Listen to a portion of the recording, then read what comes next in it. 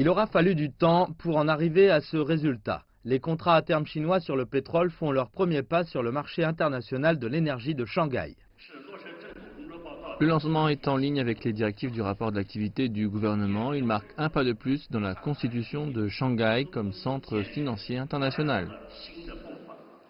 La Chine est le plus gros importateur de pétrole du monde. Le pays a consommé plus de 600 millions de tonnes de pétrole en 2017, dont 70% étaient importés. Un coup d'œil sur Internet et vous verrez que des milliers de milliards de dollars sont échangés chaque année, la plupart via le WTI américain ou le Brent de Londres.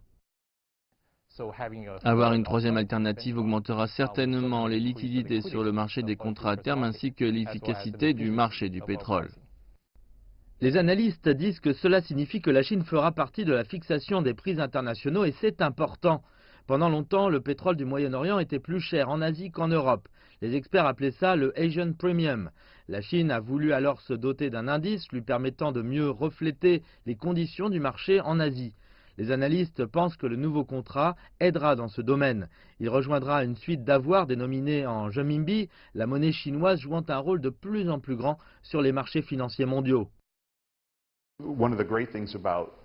Ce qui est formidable avec le renminbi, c'est qu'il n'est pas volatile. Votre risque en termes de change est moins fort.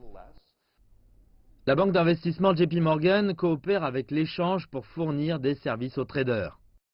C'est notre ambition que de fournir un accès à notre base de clients important. Comment cela va évoluer dans le futur avec la participation étrangère, nous verrons bien.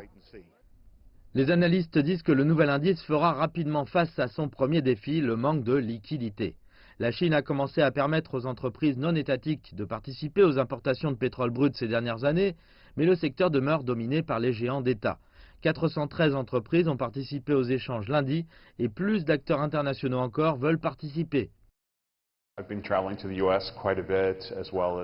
J'ai pas mal voyagé aux États-Unis et en Asie du Sud-Ouest et à Hong Kong pour parler avec des traders. Ils sont tous très excités, les gens attendaient ça depuis longtemps.